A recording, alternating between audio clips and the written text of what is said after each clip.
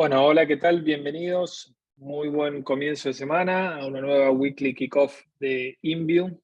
Acá junto a mi amigo Mateo vamos a estar dando una weekly enteramente dedicada a Argentina. ¿Sí? Un poquito nos parece adecuado en este momento del año, ¿sí? Ya adentrándonos en lo que es casi el tercer mes del año. Vamos a hablar un poco dónde está hoy la Argentina en su macro, digamos, cuál es nuestra visión al respecto.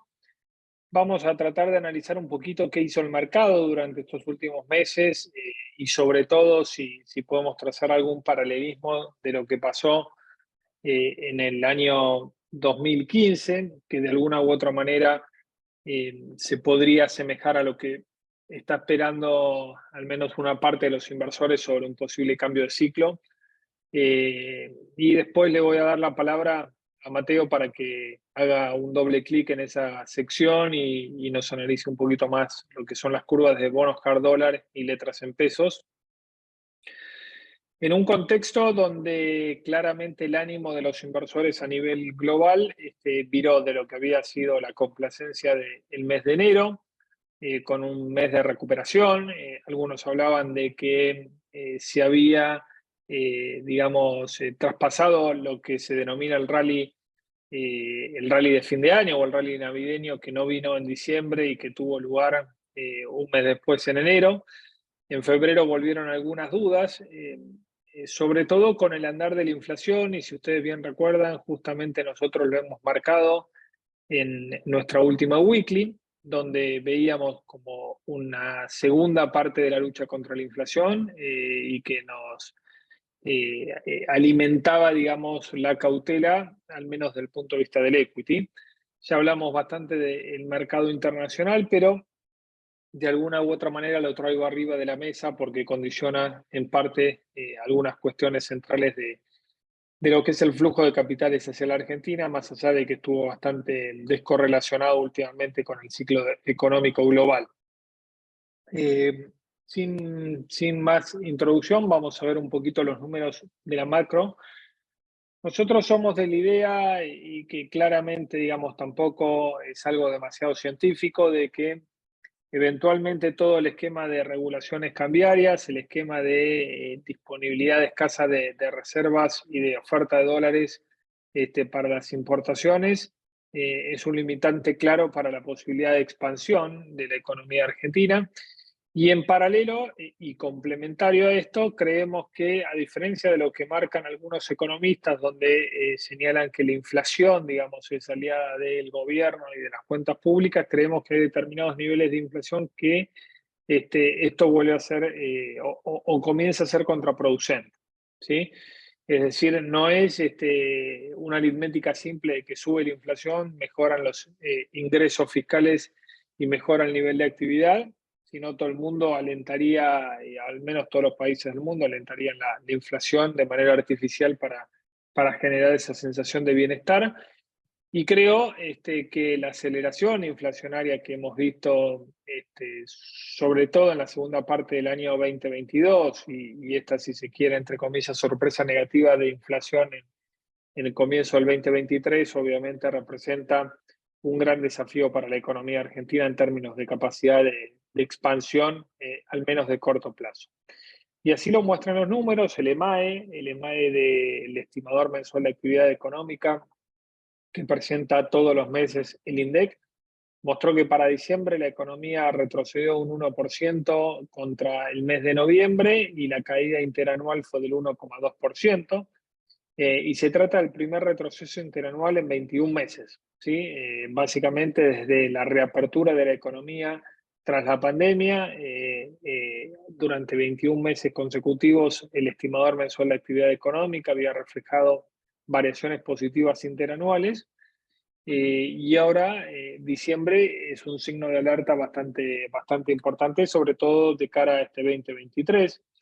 A nivel sectorial, lógicamente, esto estuvo muy fuertemente influido por lo que es el agro y la sequía. Fíjense que el agro cayó 18% interanual en diciembre, y esto aún con el dólar soja, pero tiene que ver básicamente con la floja campaña del trigo, ¿sí? Producto, lógicamente, de la sequía, algo que Mateo y los chicos venían comentando en weeklies anteriores. Pero también vimos contracciones importantes en otros sectores de la economía que habían mostrado cierto dinamismo o habían tratado de, si se quiere, bueno, eludir de alguna u otra manera todas las restricciones macroeconómicas y presupuestarias que representaba la Argentina.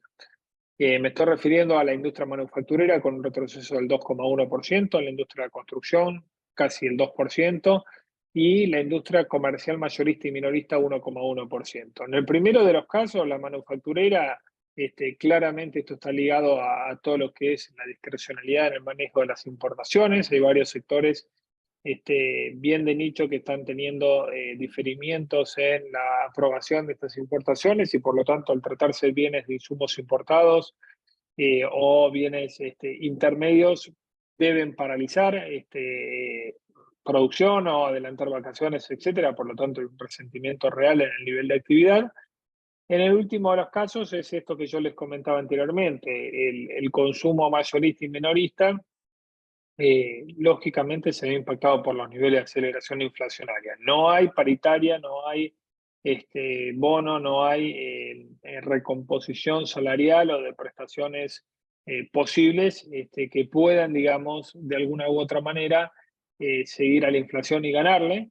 Y por lo tanto eso se ve reflejado en que mucha gente adelanta consumo, pero llega un punto de que ese adelanto de consumo tiene un límite.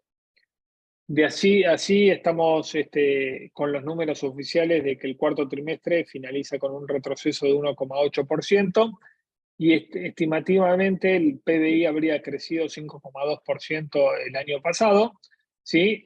Vamos a conocer el dato final seguramente entre marzo y abril, pero sabemos que el arrastre estadístico del cuarto trimestre es de menos 0,4% para el trimestre en curso. Trimestre en curso que sabemos que en enero, la inflación, como les dije anteriormente, fue bastante fuerte, continuó la discrecionalidad de las importaciones y lejos de mejorar las perspectivas de la sequía internacional, de la sequía local, ha empeorado algunos pronósticos y ahora vamos a ver algunos slides donde las proyecciones de cosecha son cada vez menores y de allí que la misión del Ministerio de Economía que está haciendo en Washington y también la gestión que está haciendo el ministro en la reunión del G20 en India con el Fondo Monetario Internacional es la negociación de no digamos un waiver, sino un recalibramiento de las metas de acumulación de reservas internacionales netas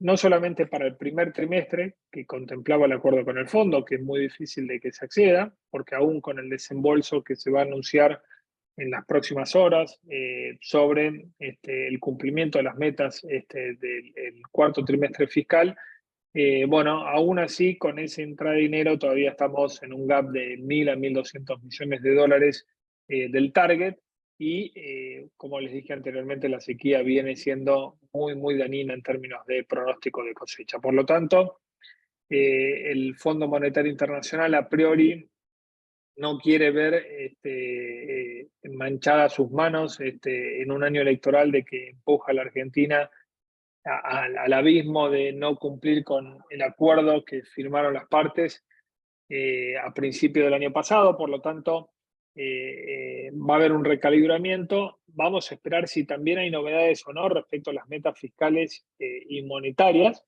Uno entiende que no, por los trascendidos que hubo, pero todo puede ocurrir en este mundo post-pandemia que realmente viene con bastante, si se quiere, paciencia por parte de los organismos multilaterales con la Argentina. El mercado, en términos de lo que espera para este año, claramente lo vemos en el relevamiento de expectativas de mercado. Si bien ahí hay un sesgo a que las proyecciones sean muy parecidas a lo que es la mediana o el promedio justamente de los participantes de esta encuesta que lleva adelante el Banco Central de la República Argentina, lo que se ve es que desde octubre en adelante hay una revisión permanente a la baja de lo que es la estimación de crecimiento no solamente en el 2023, sino para el 2024. De todas formas, hacer futurología en cuánto va a crecer o decrecer la economía al 2024 parece bastante ambicioso en un contexto de que muchas veces no sabemos qué puede pasar en los próximos 2 o 3 meses, pero claramente, en el mejor de los casos, una economía que no crece en el 2023 va a ser, digamos, el contexto para las elecciones generales, las elecciones provinciales que se van a dar en todo el territorio nacional. Y ese es un contexto bastante desfavorable en cuanto a la historia de los resultados para el oficialismo, aunque claramente tampoco está bien claro cuál es el panorama de la oposición en términos de candidatos, en términos de qué es lo que van a hacer si llegaran a ser gobierno a partir de diciembre del 2023. De vuelta, el REM está esperando para el año 2023 un crecimiento en su mediana del 0,5%, 1% para el 2024 y 2% para el 2025.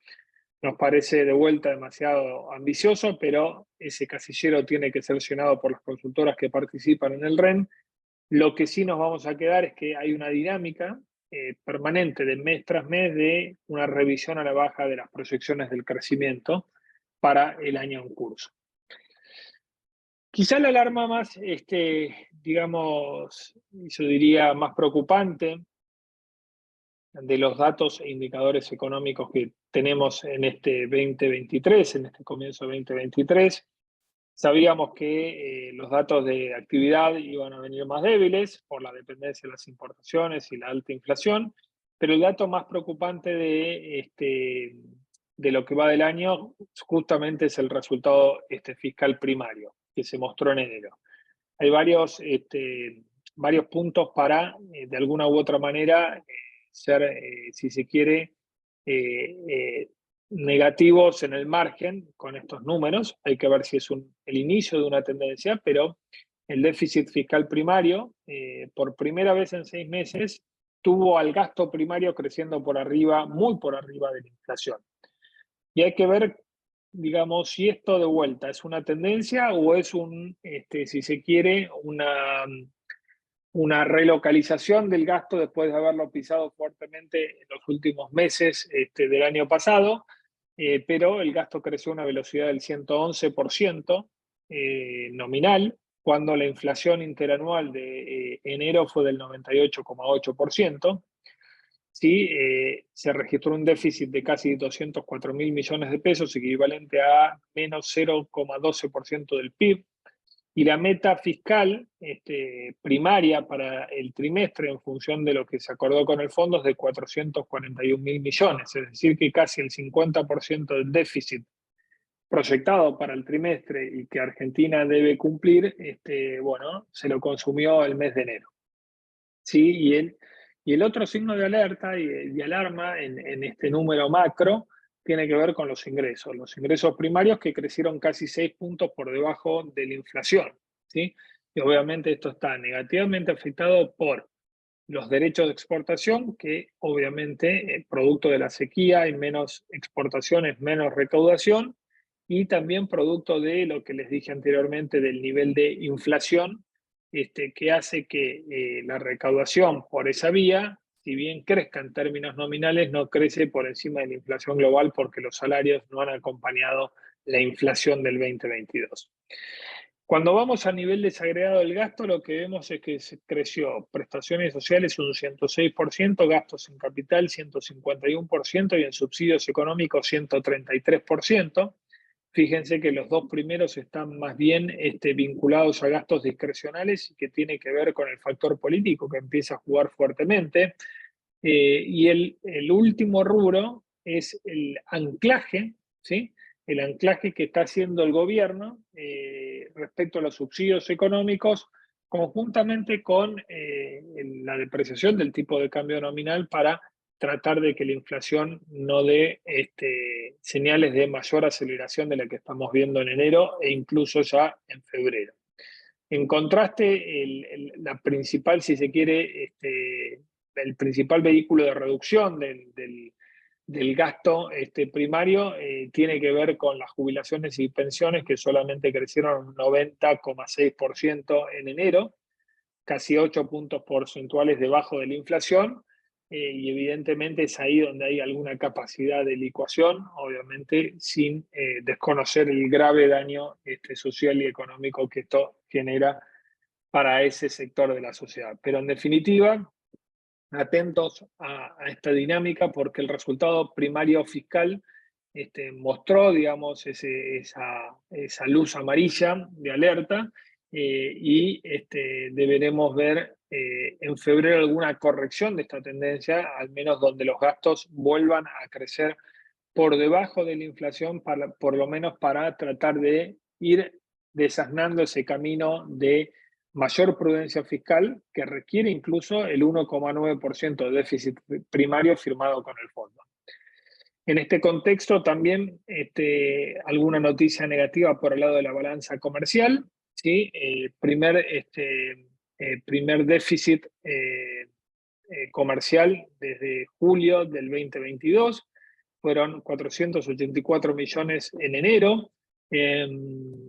Obviamente esto producto de una fuerte contracción de las exportaciones y alguna liberación de las importaciones, muy a cuentagotas, pero lógicamente se va consumiendo la perspectiva de generar un colchón de superávit comercial a partir de la balanza del 2023. La noticia positiva, si se quiere, es que este año tendremos menos necesidad de importación de energía y gas, conjuntamente quizás con precios algo más benignos, ¿sí? De lo que sí hay que importar, pero obviamente permanece como una gran incógnita la cantidad de saldo exportable que Argentina va a generar en lo que es el agro. Por lo tanto, hay una gran preocupación, ¿sí? Justamente por la capacidad de generación de dólares y cumplir con la meta acordada con el fondo. De allí la negociación que está en curso y seguramente será anunciada en las próximas horas o días sobre un recalibramiento de esa meta. Y también hay pocas novedades sobre el repo que estaba tratando de negociar el Tesoro con algunos bancos internacionales para generar un crédito puente. Fíjense que sobre el margen derecho tenemos una caída y muy fuerte de lo que es el crédito al sector privado. 3,3% cae el crédito al sector privado en términos reales. Por lo tanto, digo, la capacidad no solamente de que el consumo eh, se queda, digamos, sin combustible porque los ingresos crecen por debajo de la inflación, sino tampoco que hay un apalancamiento o un financiamiento que pueda compensar justamente ese gap entre inflación y salarios. Y esto redunda en uno de los motores justamente de la economía, al menos de corto plazo, que es el consumo privado. De allí en adelante es muy probable que, dado la particularidad de este 2023, con un factor político muy, muy importante, bueno, el gasto tienda a ser, el gasto público tiende a ser el compensador de todos los amortiguadores de drivers de expansión del sector privado. Y en definitiva vamos a ver justamente cómo maneja ese fino equilibrio entre impulsar el gasto público y cumplir con el Fondo Monetario Internacional, de así también ver si habrá o no cambios en las metas fiscales y monetarias en el acuerdo con el fondo. Bueno, esto un poquito lo que ya venimos diciendo, pero un poco es, fíjense, el último dato de la Bolsa de Comercio de Rosario, donde se estima que la campaña de maíz va a estar un 18% por debajo de lo que fue la campaña pasada, en torno a 42,5 millones de toneladas, y también la de soja en 18,3% de caída, con 34,5 millones de toneladas. Hay algunos, sin ser experto en la materia, que ya está hablando de una cosecha de soja en torno a las 33, 32,5 millones de toneladas. No soy experto en la materia, quizá Mateo tenga alguna información, cuando le dé la palabra ahí pueda complementar algo más, pero la importancia está a la vista. Si ustedes ven aquí hacia la izquierda, cuál es la capacidad de generar dólares de la economía argentina, y el resultado cambiario sectorial habla por sí solo del 2022, ¿no? Oleaginosas y cerealeros han generado 39.600 millones de dólares de resultado cambiario positivo, seguido alimentos, bebidas y tabaco y minería, y después todos los otros sectores claramente deficitarios en términos del resultado cambiario. De allí vamos a tener un año muy complicado en términos de disponibilidad de importaciones, por lo tanto también eso le pone un limitante bastante serio a la capacidad de expansión que tenga la economía argentina este año. Acá la dinámica de las compras acumuladas netas en dólares que tenía el Banco Central hasta el 8 de febrero, fíjense, un déficit estructural muy grande en este 2023, que tiene como contrapartida las barras verdes claras del 2021 o incluso las barras verdes oscuras del 2022. Es muy difícil el cumplimiento de la meta. En las estimaciones del Banco Galicia, justamente del equipo de research, con los cuales nosotros tenemos bastante sintonía, las reservas netas disponibles son 3.166 aproximadamente al cierre de la semana pasada, el último dato conocido, contra 7.777 que hay de target para el 31 de marzo. Hay un gap de casi 4.600 millones de dólares. Van a entrar unos 5.200 de desembolsos del Fondo Monetario Internacional cuando den aprobadas las metas del último trimestre del año, pero de allí van a salir algo más de 2.400 millones de dólares de pagos de manera instantánea. Por lo tanto, los números aún, a pesar de este desembolso, no cierran, y el gap hoy sin ese desembolso está en niveles de 4.000 millones de dólares. Finalmente, todo esto tiene su correlato en el tipo de cambio, ¿no? La brecha cambiaria ya estacionada en niveles de el 80 al 90%, ¿sí?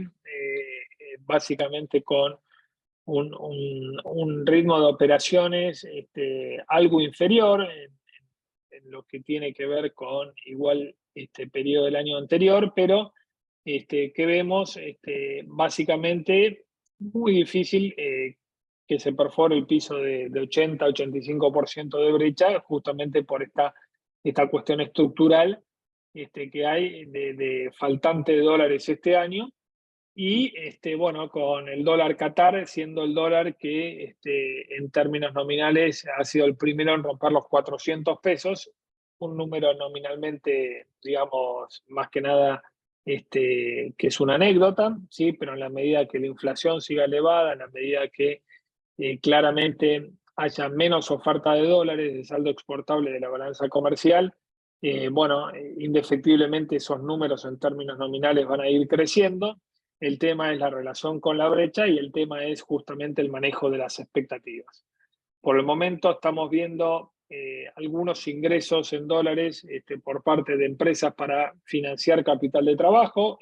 Vimos que el crédito al sector privado está muy cara y está cayendo en términos reales, y por lo tanto eso le da cierto alivio al mercado de los dólares financieros libres hasta tanto entremos ya en la dinámica del segundo trimestre, que seguramente va a estar mucho más delicado debido a que la cosecha gruesa se va a sentir en el impacto de la oferta de dólares.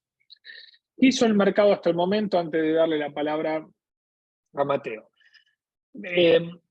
Con toda esta macro súper desordenada y con súper desafíos por delante, llama la atención de alguna u otra manera lo que ocurrió con el equity argentino y después con los bonos, donde específicamente tomamos un punto aleatorio que fue el 1 de octubre del año pasado, y vemos que aquí octubre había sido al menos bastante positivo en términos de los mercados emergentes, ¿sí? Y el Merval en dólares, que es la línea blanca, había estado bastante correlacionado con lo que pasaba con el Emerging Markets Index y con el S&P 500, ¿sí? Con un contexto de recuperación.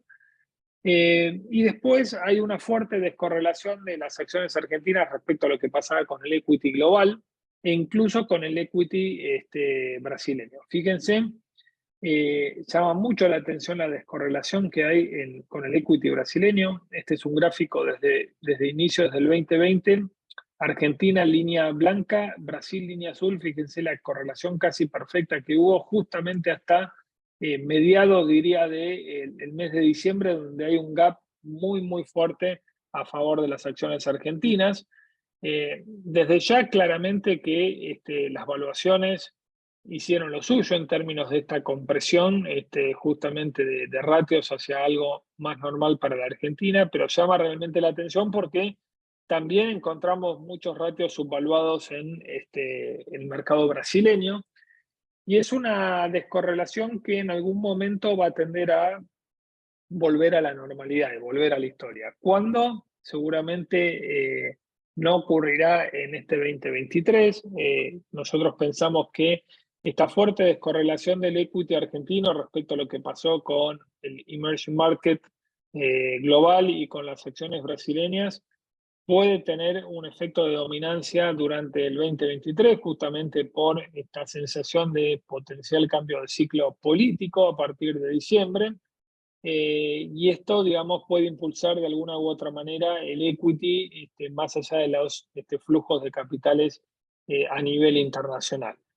¿Por qué? También porque no solamente está la expectativa de cambio de ciclo, sino adicionalmente vemos muy poco posicionamiento de inversores institucionales extranjeros en Argentina, y eso de alguna u otra manera favorable para movimientos muy fuertes en magnitud con poco dinero, y eso de alguna u otra manera se vio reflejado en bastantes acciones particulares que estuvimos viendo a lo largo del fin del año pasado y principios de este año.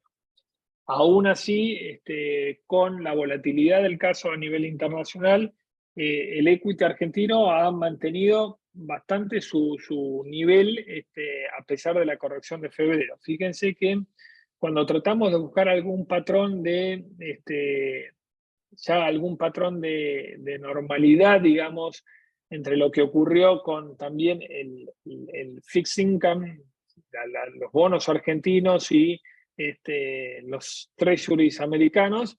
Bueno, desde mediados de octubre, por ejemplo, si tomamos el Global 2030, ley extranjera, hacia su pico, que fue fin de enero, la suba acumulada era más o menos en torno al 85% y hubo un retroceso de casi el 19%.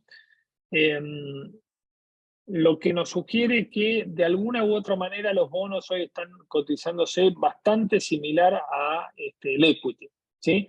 Hoy los bonos, por sus bajos niveles de paridad y sus bajos niveles de cupón, tienen una volatilidad muy, muy parecida al equity, ¿sí?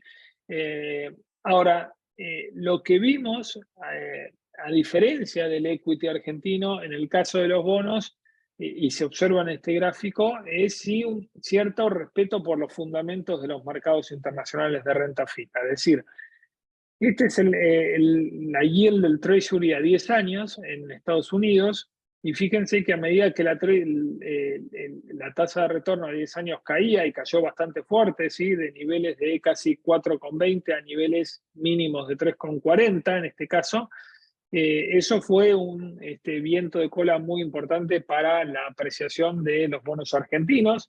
Obviamente una apreciación de una magnitud mucho más grande de lo que se dio en todo el mundo emergente. Eso está fuera de discusión porque veníamos de un nivel muchísimo más deprimido. Pero en la medida que la tasa de los bonos del Tesoro americano comenzaron a repuntar, cuando cambia esta expectativa de la tasa terminal de la Reserva Federal, luego de dos datos de inflación bastante decepcionantes, bueno, ahí empieza el ajuste fuerte, digamos, de los bonos que nos lleva a casi un retroceso de 20% respecto a máximos. Es decir, que los bonos, de alguna u otra manera, sí respetan los fundamentos globales de los treasuries y de leading indicator, que es el mercado de bonos americanos respecto al resto del universo de renta fija global, mientras que las acciones actuaron más descorrelacionadamente. Considerando esto, nosotros creemos que hoy por hoy la posibilidad, digamos, de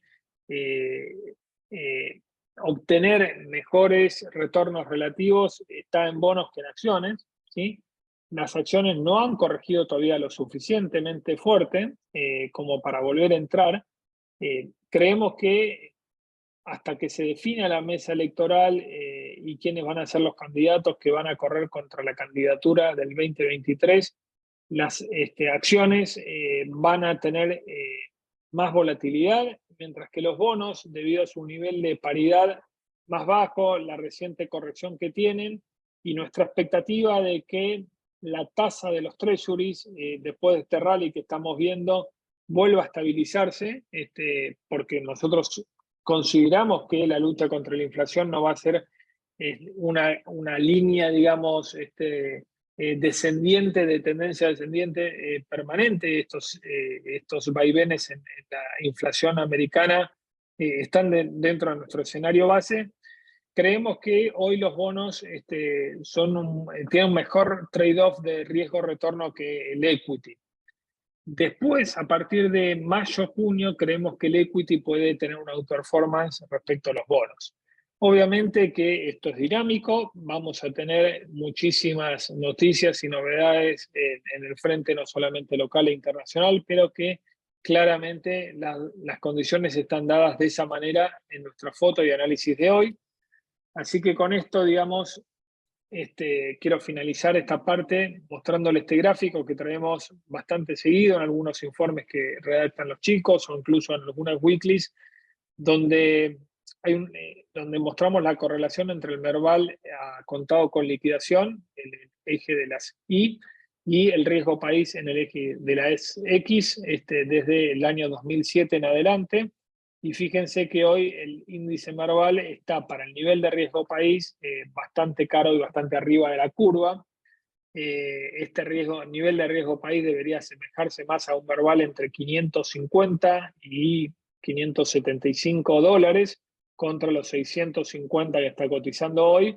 Por lo tanto, esto nos ayuda, digamos, a sostener esta tesis de que hoy preferimos para la apuesta argentina, lógicamente, con el porcentaje de riesgo en los portafolios que ustedes decidan tomar para sus clientes, nos parece que, de vuelta, el trade-off riesgo-retorno está mejor compensado hoy en bonos que en las acciones.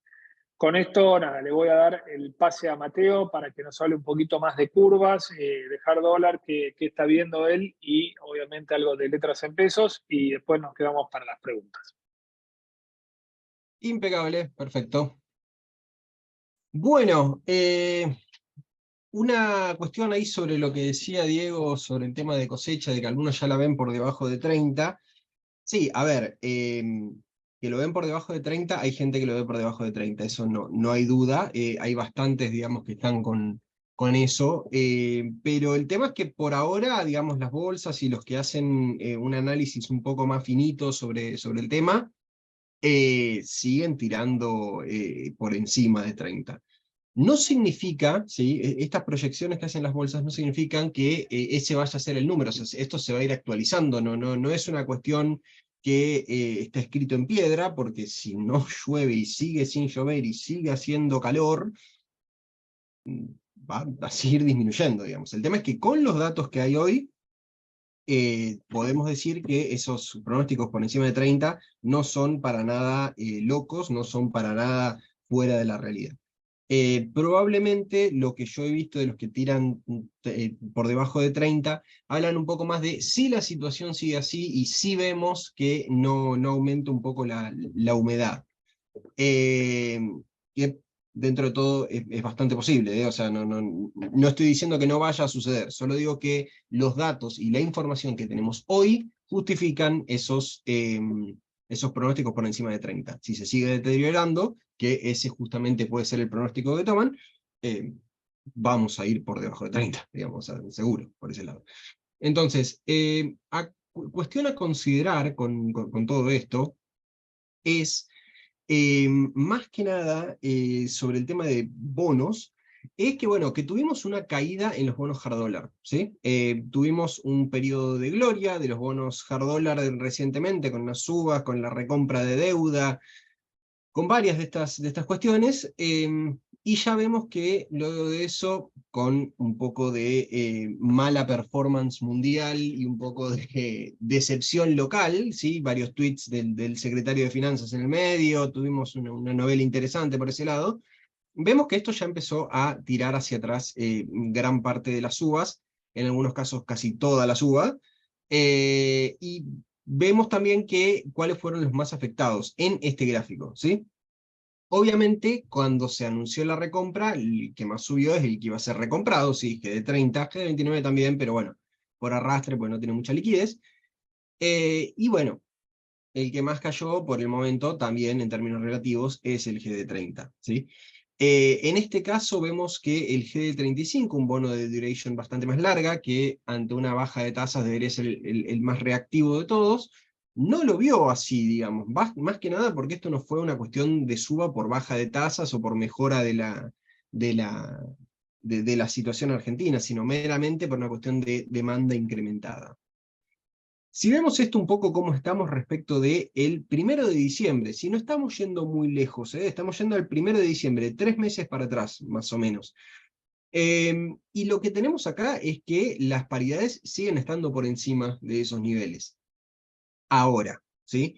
Estamos en varios casos, digamos, por debajo del 30% de paridad, cuando algunos ya habían llegado a tocar el 35% de paridad, ¿sí?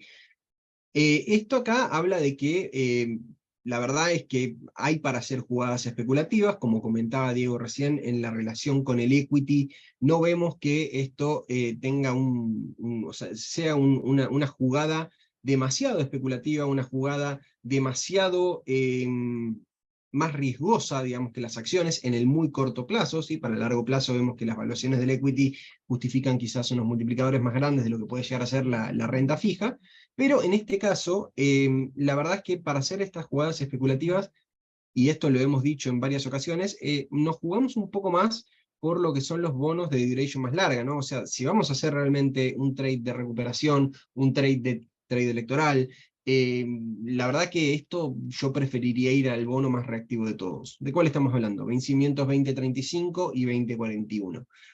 Hablo de vencimientos 2035 y 2041 para que después cada uno elija la legislación que quiera o la legislación que se sienta más cómodo con la liquidez, ¿sí? Porque muchas veces me han preguntado, ¿por qué hablas del GD35 y GD41 y no del AL35 y L41? ¿No te gusta la legislación local? Y bueno, a ver, la legislación local de por sí tiene un poco de menos protección legal, eso obviamente, pero la verdad es que no, por el momento no veo una gran diferencia entre los dos. El tema es que los GD suelen tener un poquitito más de liquidez que los AL en esa parte de la curva. Así que considerar eso, que cada uno también considere las restricciones que puede llegar a tener, que cada uno se sienta cómodo con la liquidez de cada uno de los títulos, pero sí, esos vencimientos más largos, con durations más largas, nos hacen sentir un poco más cómodos en este trade de recuperación. Obviamente, para el que realmente preferiría hacer un trade de recuperación, pero con menos riesgo, puede ir un GD30, pero como decimos, para tomar el riesgo, preferimos una relación riesgo-retorno un poco más baja, digamos, en lo que son los más largos. Sobre lo que se refiere a la curva en pesos, ¿sí? Acá sobre la curva en pesos hay tasas interesantes, ¿sí? En el corto plazo, tanto en lo que es LEDs, como, bueno, puede ser LECER o puede ser algún tipo de caución, ¿sí? Por el momento, las tasas nominales están bastante atractivas respecto de otras inversiones en la economía y más para cash management. El tema es que justamente estas tasas es mejor tenerlas a vencimiento porque te aseguras la tasa. Si no, bueno, quedas víctima de que si suben las tasas en el medio vas a tener pérdidas de capital en ese sentido. Pero por el momento, fíjense que con tasas efectivas anuales por encima del 110 en toda la curva del EDE, no parece para nada mal. Las licitaciones se vienen dando bastante bien, por el momento tienen rollover positivo, la verdad es que en ese sentido por ahora viene bien. Ahora vamos a hablar un poco del tema del rollover en el próximo, pero para que vean un poco lo que son las tasas de LEDs, viene bastante bien. Ahora, la pregunta es, ¿LED o LECER? ¿A qué vamos, digamos? Bueno, acá tenemos una baja de tasas reales. De hecho, no sé si vieron que nosotros desde diciembre más o menos veníamos diciendo de ir al EDE porque veíamos una baja en la tasa de la inflación, que podían subir las tasas reales, etcétera, etcétera. La verdad que eso lo vimos materializado. La cuestión ahora es que desde hace unas semanas también empezamos a recomendar para el más cauteloso, ¿sí? Para el más conservador, para el que realmente no quiere tener una posible pérdida, digamos, real de su capital, para el que está en pesos no tan especulativos, quizás incrementar un poco la posición del ESER para poder estar un poco más cubierto ante inflación inesperada. Que la verdad es que el dato de enero mostró que esto puede llegar a seguir incrementando un poco más en lo que es la velocidad de la inflación, ¿no? Y febrero lo mismo, más que nada por lo que es carnes, que pega un poco que pega, digamos, en el índice de febrero y no en el de enero, por cómo se hace el promedio de precio, por más que el aumento fuerte fue en enero. Entonces, por ese lado, acá lo que vemos es que para el que realmente tenga un poco más de precaución sobre la inflación, unas LECER no están a mal tasa, LECER junio, nosotros veníamos diciendo, ¿sí?, que nos sentíamos cómodos hasta mayo, ¿sí? Ahora lo estiramos un poquitito más hasta junio porque tuvieron un muy buen rollover en la última licitación del ESER hacia esa fecha. Nuevamente ya vamos a hablar del tema en las próximas diapositivas, pero la verdad es que por el momento no parecería que junio esté en mucho peligro, digamos, de falta de rollover en ese caso. Si uno ve, digamos, lo que fueron las LECER, si esta baja de tasa real que decíamos, digamos, lo que son las LECER contra el índice SER, si el índice SER está en este color celestito, verde, agua amarilla, digamos, como quieran decirle, todas estas LECER que tenemos, las más cortas, la abril, la mayo y la junio, tuvieron crecimientos por encima del SER, ¿sí?, en los últimos 30 días. Esto, bueno, habla de como le decíamos, una recuperación real y que hay más expectativas de suba de la inflación en los próximos meses, como para tratar como para tratar de igualar y arbitrar un poco la tasa contra la LEDE, que la LEDE, como mostramos, tiene un muy buen rendimiento nominal. Ahora, ¿qué pasa si nominalizamos la LECER? ¿Sí? ¿Qué pasa si a la LECER agarramos y decimos, bueno, tomamos el pronóstico del REM, ¿sí? Antes Diego habló del REM, lo volvemos a usar, lo volvemos a utilizar. Tomamos el rendimiento, la proyección del REM. Perfecto. Bueno, y acá tenemos, repetimos, digamos, estas tasas que hablábamos antes, son las mismas que antes, nada más que en formato tablita para que lo tengamos acá a mano. Y vemos que si nominalizamos estas tasas, si las volvemos una tasa nominal, nos quedan unas tasas efectivas anuales de 107, 105, 108, bueno, este de acá un poco más bajo, pero en septiembre no se puede confiar mucho porque tiene muy poca liquidez, pero más o menos unas TEAs entre 105 y 110, ¿sí? Mientras que acá estamos hablando de TEAs entre 110 y 120%. Bien, entonces vemos esto y decimos, ¿qué me estás diciendo? Vamos a leer y ya está. Perfecto, sí, pero un supuesto de este análisis de nominalizar la tasa del ESER es usar estas inflaciones. Miren lo que son las inflaciones para los próximos meses del REM. Nuevamente, utilizamos el REM porque es una mediana de varias consultoras. La verdad es que nos parece como que esto también es un poco lo que mira el mercado, y nos parece, digamos, que a partir de esto, como un escenario base, después podemos nosotros ver qué hacemos con esto. Pero vemos un 5,5 para febrero, un 6 para marzo, 5,8 para abril, y la verdad es que esto, o sea, al menos para febrero, esto parece subestimado, ¿sí? Esto debería ser un poquitito más alto, ¿sí? Para marzo también se habla un poco de lo que es ajuste de gastos de educación, se habla también de algún tipo de inercia de lo que pueda llegar a ser, bueno, aumento de combustibles, aumento de algunos productos de alimentos, digamos, que pueden llegar a influir, que acuérdense, como hablamos en el Argentina Weekly Report, recuerden que el índice nacional, el IPC nacional de INDEC, está mucho más cargado de alimentos, por ejemplo, que lo que puede llegar a ser el de la ciudad de Buenos Aires. Entonces, en este caso, podemos llegar a ver que se acelera un poquitito más en lo que es alimentos en febrero, el INDEC nacional, el IPC nacional. Entonces, por este lado vemos que esto puede subir un poco más, lo cual subestimaría un poco estas TEAs también. Entonces, además de subestimar un poco estas TEAs, también esto lo que decimos es que el costo de la cobertura no parece tan caro, primero porque esto está subestimado, y segundo, porque la verdad es que si de repente esto está muy subestimado o la inflación tiene un fogonazo bastante fuerte que se reconozca en los próximos meses, la LECER podría ganarle a la LED. Por el momento, alguien me puede llegar a preguntar, bueno, ¿vos me asegurás que si voy a LECER le gano más que una LEDE?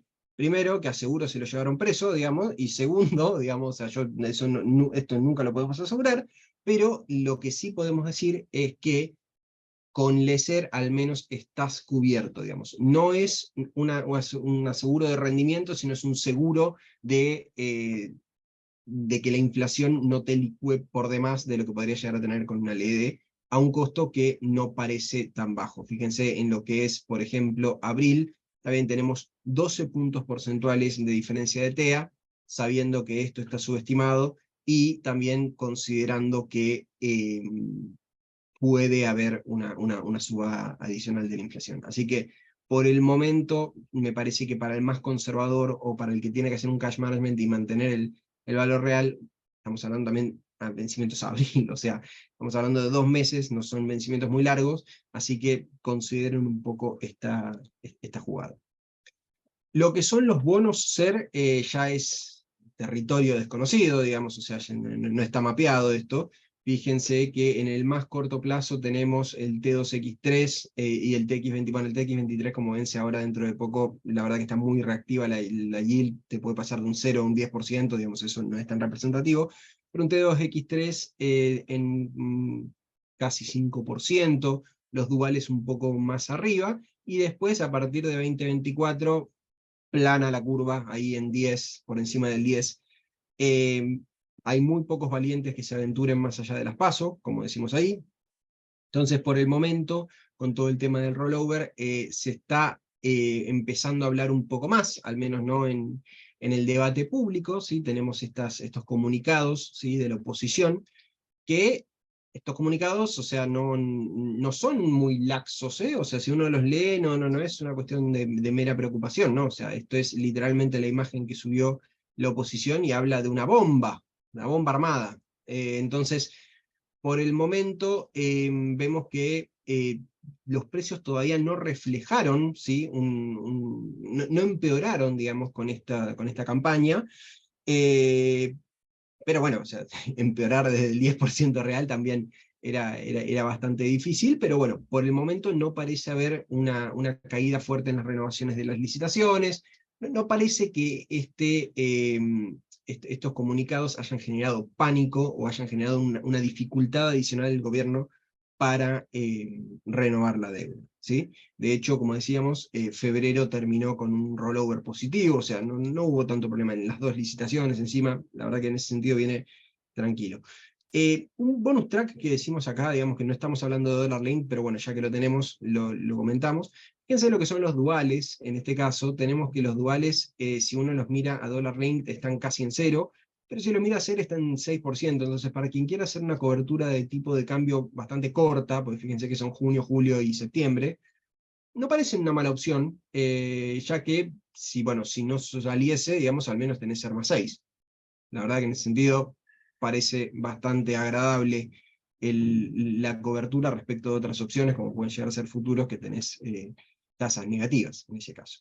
Así que por el momento, la verdad es que lo que es SER se mantiene, y SER post 2023, se mantiene una jugada bastante especulativa, que dependiendo de a quién escuches, parecería como que puede llegar a haber una disrupción o no. La verdad que no hay nada asegurado, nadie dijo nada, y estos comunicados, la verdad que, como decíamos en las licitaciones, por ahora, no han tenido un gran impacto, ¿sí? Veníamos diciendo también, ¿se acuerdan que dijimos antes que veníamos poniendo la frontera en mayo, digamos?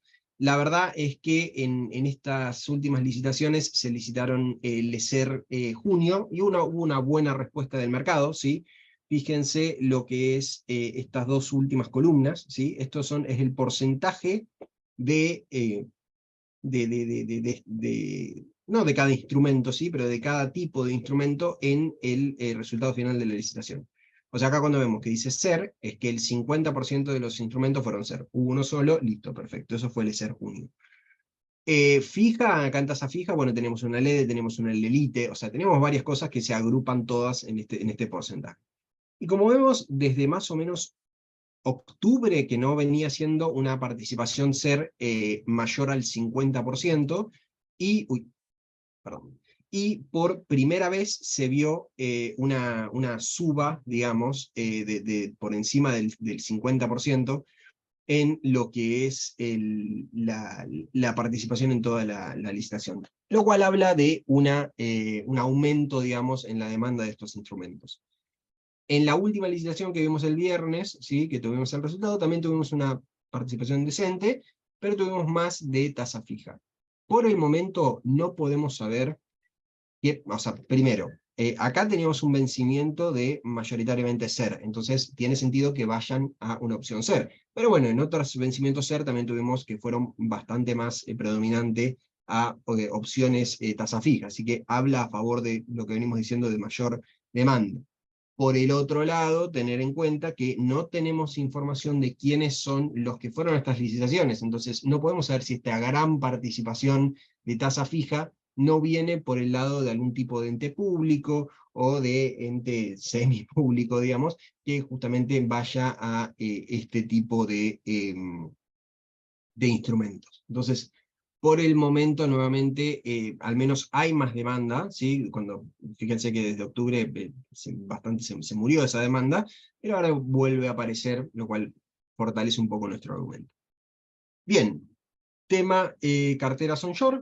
Eso, bueno, lo discutimos la semana pasada. Recuerden que bueno, esta semana vamos a estar mandando las carteras. Más que nada, lo que tenemos ahí es, bueno, que les adelantamos que la SER probablemente vean ese buen desempeño. Y recuerden que tanto para jugar a estas jugadas especulativas que hablábamos en renta variable, podemos verlas en lo que es una cartera agresiva o hasta incluso en partes de la moderada, ¿sí? Por ahora no veníamos teniendo renta fija en las carteras como una cuestión agresiva, pero podemos llegar a ver algún desvío táctico en alguno de esos portfolios.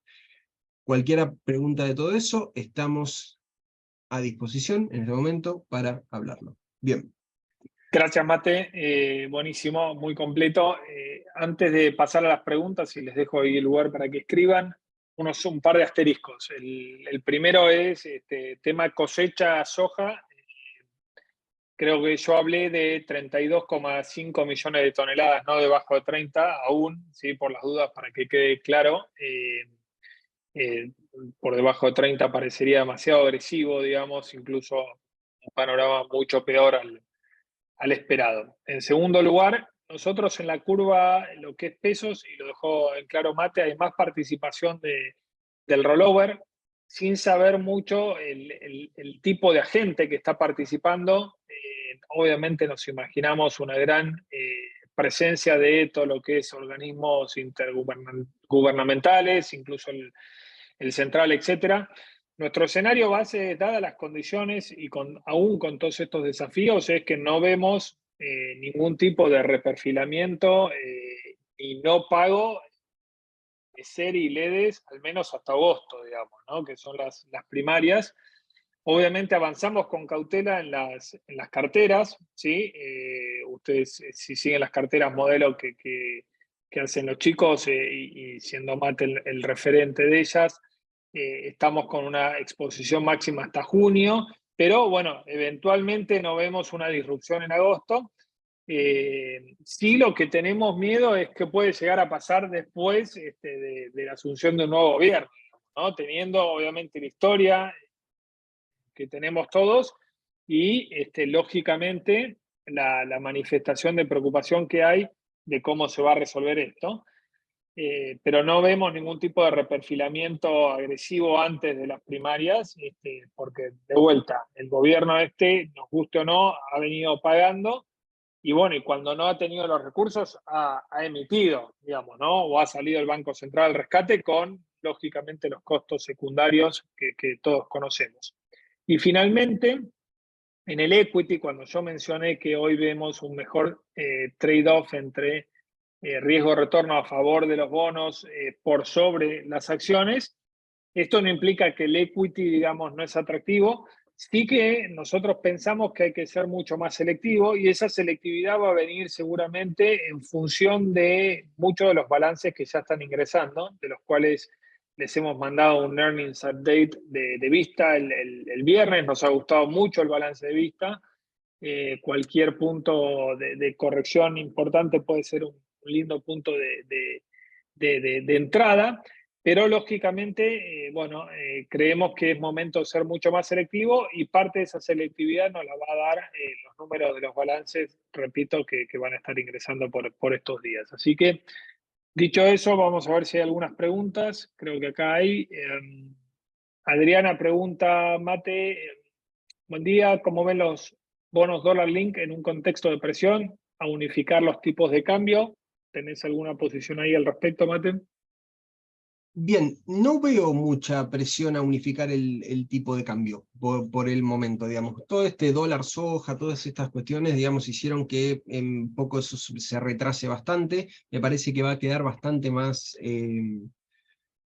rezagado, relegado a lo que pueda verse en la cosecha. En el momento no vemos, digamos, un gran incentivo a eso. Fuera de eso, la verdad que los instrumentos Dollar Link tuvieron malos rendimientos últimamente, entonces por el momento nos parece que el carry no lo justifica y no parecería haber intenciones de algún salto discreto, al menos del A3500, que es la condición por la cual seguían estos instrumentos. Entonces, no estamos muy bullish en los activos de Dollar. Buenísimo. ¿Cuándo subirán las carteras de referencia? La idea, como siempre, es tenerla en los primeros días hábiles del comienzo del mes. Por lo tanto, estimo que quizás para el jueves, que es 2 de marzo, vamos a poner a disposición los fact sheets con los cambios, si es que decidimos que haya cambios en nuestro comité de inversiones. Francisco nos consulta si hay alguna estimación al tema de heladas de la semana pasada que pueden pegar en los rindes. Creo un poco lo abordamos con Mate. Vamos a ver si la Bolsa de Comercio Rosario o alguna otra entidad hace alguna revisión de la proyección, pero lógicamente son todas, entre comillas, mala noticia para la cosecha, digamos, ¿no? A la sequía se le suma todos estos tipos de factores extremos en el tiempo que hacen mucho más desafiante no solamente cantidad, sino también rinde. No sé, Mate, si tenés algo para aportar. Por ahora no he visto estimaciones de impacto, o sea, muy focalizadas, digamos, en lo que es heladas, pero sí, o sea, esta cosecha viene maldita como la tumba de Tutankamón, digamos, porque no falta nada. Tuvieron falta de agua, heladas en febrero, digamos, o sea, la verdad que eso terrible. Lo único que falta es que se largue a llover en marzo y no pueden entrar las cosechadoras al campo, digamos, o sea, toquen madera, por favor, todo tocando madera, no solo los productores agropecuarios, sino todos los demás, porque va a ser bastante complicado, pero sí, o sea, se suma algo bastante fiero, y algo que no mencionamos es que los precios afuera no acompañaron a estas caídas de rinde. Entonces, en sí, esto va a tener un costo en el ingreso de dólares, tanto para los productores como en el agregado para todo el país. Buenísimo. Fernando, ¿cómo ven el desempeño de acciones energéticas? YPF, Pampa están en línea con los demás sectores. Siempre dijimos y tenemos un sesgo a sobreponderar el sector. Pampa, TGS y Vista son dentro del sector petróleo y gas, son las que más nos gusta. YPF paso detrás también. Obviamente ahí siempre está el tema de elemento político, pero los números han mejorado considerablemente. Y bueno, hay que ver cómo le termina pegando esta restricción de poder subir 4% mensual los combustibles, que justamente cae el acuerdo en este mes. Vamos a ver ahí qué hay de novedad al respecto y cómo vienen esos números. Así que es el sector que nos gusta, seguido por lo que es utilities como Central Puerto o mismo Transener, que están parte de la cartera. Completamente de acuerdo con Diego. Ahí, bueno, agregamos Vista, porque la verdad que Vista nos gusta bastante. Es más petrolero que energético, pero bueno, si tenés YPF, diría que también Vista. Pablo, una pregunta para vos, Mate, ¿cómo vemos los ajustados por ser largos? Discount TX26. Mirá, jugada especulativa, bastante especulativa, se reflejan en las tasas, hay que ver también temas de liquidez ahí atrás, pero la verdad es que, a ver, siendo que en el corto no vemos ningún reperfilamiento, va a depender bastante de lo que vaya a ser, cómo juega la oposición o cómo juegan la jugada política de lo que vaya a ser de acá en adelante el camino a las elecciones, ¿sí? Por el momento no hay ninguna seguridad de que alguien vaya a venir a reperfilar, que haya algún plano que se haya dicho, no lo vamos a pagar, nadie dijo eso por el momento, pero la verdad es que la situación es que los bonos largos no molestan tanto como los de corto, ¿sí? Entonces, por ese lado, creo yo que los bonos largos no deberían tener un impacto tan grande. Ahora, la verdad es que reperfilar solo los bonos cortos y no tocar los largos no es algo que no se haya hecho en el pasado, pero sonaría medio extraño, digamos, no son vencimientos tampoco tan pequeños, los vencimientos largos, pero para una jugada especulativa, como decíamos, en pesos, no está para nada mal. No nos convence tanto el tema de tipo de cambio en el medio, porque podés llegar a tener una licuación real si tenés algún tipo de suba durante el año. Nosotros creemos que durante el año, digamos todo el año 2023, vamos a ver una suba del dólar comparable a la inflación, así que por ese lado no te vendría mal un bono ser, pero el problema es el timing de justo cuándo entras y cuándo salís, porque el dólar no sube lineal unos centavos todos los días, sino que por momentos sube bastante más violento que otro. Entonces yo tendría mucho cuidado con el timing en esa jugada. Adicionalmente, a un escenario de reestructuración, no en este gobierno, ¿no? Pero en un futuro, me parece que el discount está un poco más protegido al venir de otra reestructuración previa, ¿sí? Eso quizás es algo que le juega a favor, pero como dice Mate, hoy el peso grande, digamos, de la deuda en pesos no viene justamente por los bonos largos, sino más por los bonos cortos, pero es cierto que en las reestructuraciones previas nunca se ha hecho esa diferencia, digamos, ¿no? De reestructurar una parte de la curva y la otra dejarla performing. Pero bueno, será métier del otro gobierno a partir del año próximo. Gastón nos dicen, ¿qué pasa si no cumplimos metas, si no hay waiver o acuerdo nuevo? Es decir, que sucede ante el incumplimiento. Yo ese escenario le doy menos del 10% de probabilidad de ocurrencia, básicamente por lo que comentamos anteriormente, pero bueno, obviamente en el extremo que puede ocurrir siempre en la Argentina, entraríamos en default con el Fondo Monetario Internacional, claramente, porque no vendrían los desembolsos que nos da el fondo para hacer el rollover, digamos, de la deuda y pagarle a ellos. Pero no me imagino ni cerca ese escenario, al menos por las manifestaciones públicas de ambas partes. No sé, Mate, si vos tenés alguna visión. Sobre eso, tener en cuenta que, hablando de waivers, algo que, bueno, que no olvidé comentar, digamos, gracias Gastón por la pregunta, este fin de semana ya gestionaron uno, o sea, ya aparentemente ya Cristalina se reunió con Massa, hay varias notas periodísticas, algunas están más noveladas que otras, no sé si vieron que hay algunos periodistas que les gusta novelar un poco la cosa como si fuese una película de espías de los 80, pero la verdad es que en ese caso lo que más o menos comentan todos es que hoy, algunos dicen hoy, ayer leía mañana, bueno, mañana martes, hablaban de que podríamos ver el comunicado del fondo que están trabajando conjuntamente con la delegación argentina en Washington, para ver cómo anuncian esto de un waiver de probablemente algunos datos económicos. Reservas internacionales netas es uno, o sea, de cajón, el principal, digamos, formación de reservas por tema de la guerra y la sequía. Probablemente actividad sea otro, veremos ahí un poco cómo lo van cómo lo van gestionando, y a partir de eso, ¿qué pasa?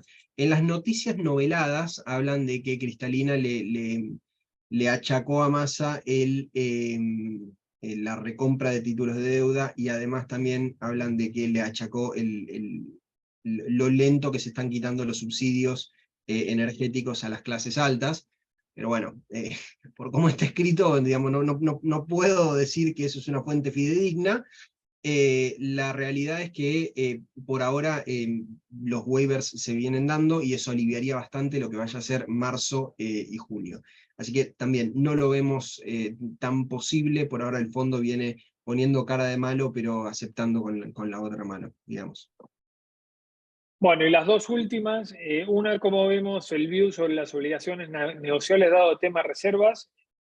Muchas obligaciones negociables ya han sido renegociadas voluntariamente y con buen éxito. Por lo tanto, el stock de obligaciones negociables que vence este año, que deben amortizarse 100%, es bastante bajo. Muchas otras empresas con buen perfil financiero tienen dólares propios, en caso de no poder acceder al MULC. Es una decisión ahí de, obviamente, cumplirle a sus acreedores, y creo que va a estar la buena voluntad en ese sentido.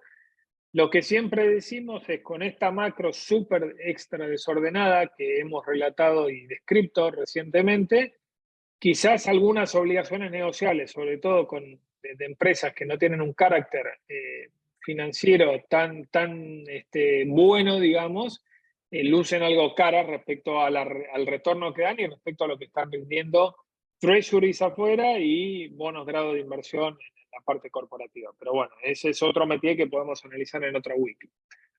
Sí, Y sí, Mate. un poco sobre lo que son obligaciones negociables, me parece que, hablando de la categoría, hay distintos matices dentro de lo que son obligaciones negociables, ¿no? O sea, tenemos obligaciones negociables de Pan American Energy, obligaciones negociables de Vista, con legislación local, cotizando a tasas bastante bajas respecto a lo que puede llegar a ser un mercado internacional, digamos, pero también por el otro lado tenemos obligaciones negociables de Albanesi, de compañía latinoamericana, rindiendo bastante, casi como si fuese equity, digamos. Entonces, hay todo un espectro ahí dentro, digamos.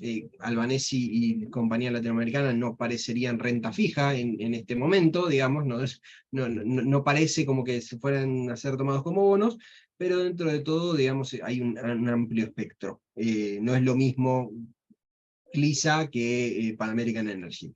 El problema es un poco lo que comentaba Diego. Por cuestiones regulatorias muchos tienen que entrar en legislación local, corto plazo, entonces esas parecen bastante caras. Nos parece que el riesgo, la relación riesgo-retorno también en lo que es obligaciones negociables locales, no da respecto de lo que es el mercado en el exterior, y no nos gusta tanto la clase. Ahora, si alguien me viene a decir, bueno, armar una cartera ultra especulativa, pero ultra especulativa de Argentina, y capaz que una ONE de CLISA al 50% de yield, va, pero estamos hablando de una cartera a la cual le pondría papeles del panel general, ¿me explico? O sea, ese tipo de cosas que estamos hablando. Luego, si viene alguien y me pide, por una cuestión regulatoria, ONs de legislación local, que lo único que le interesa es estar expuesto al tipo de cambio, bueno, sí, vamos a Vista. Pero nuevamente, me parece que obligaciones negociables no es una cuestión sencilla para ver sin las aristas propias de cada cliente. Buenísimo. Y para concluir ya, ¿qué tasa política monetaria de la Fed estiman que está descontando el mercado? Como dijimos anteriormente en la intro, los datos negativos de inflación hicieron subir esa tasa terminal en 25 o 50 puntos básicos. Hoy más o menos el consenso está en 5,5. Cualquier perspectiva de corrimiento, obviamente tendrá volatilidad y repercusión en el equity de corto plazo y obviamente en la parte corta de la curva, así que seguramente de eso nos ocuparemos en las próximas semanas. Les mandamos un saludo, nos pasamos un poquito el tiempo, buenas las preguntas, lo ameritaba, pondremos a disposición el video y que tengan una excelente semana. Gracias. Chau, chau.